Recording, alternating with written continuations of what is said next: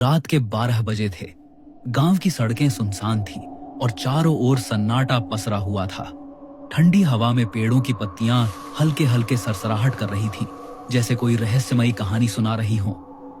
गांव के सबसे पुराने कुएं के पास, जो दशकों से बंद पड़ा था, एक अजीब सी हलचल थी। कुएं की पुरानी लकड़ी की छतियां धीरे धीरे कांप रही थी और अंदर से एक तीखी कमजोर चीख गूंज रही थी, मानो कोई बेताबी से मदद मांग रहा हो। माया अपने घर की खिड़की से बाहर झांक रही थी। उसका दिल जोर जोर से धड़क रहा था। 3 दिन पहले उसकी छोटी बहन नेहा इसी कुएं के पास आखिरी बार देखी गई थी। उसके बाद वह लापता हो गई। गांव वालों की बातें माया के दिमाग में गूंज रही थी। कहानियां उस कुएं के बारे में, जिसमें एक खौफनाक आत्मा रहती थी। हर साल कोई ना कोई गायब हो जाता था और लोग कहते थे कि कुआं अपनी भेंट मांगता है। माया को इन बातों पर कभी यकीन नहीं था, लेकिन अब उसका मन डर और शक के बीच झूल रहा था।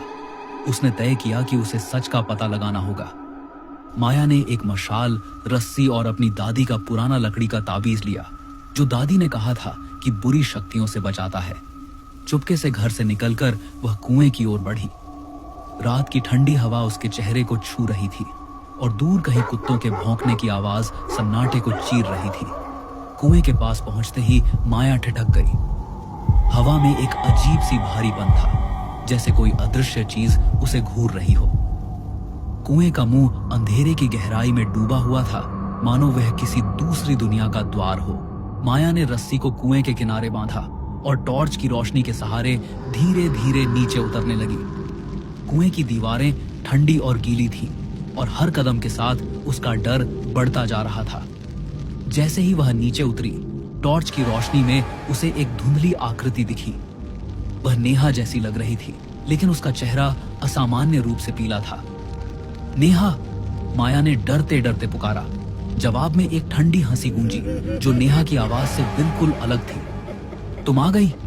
यह आवाज कुएं की दीवारों से टकराकर लौट रही थी।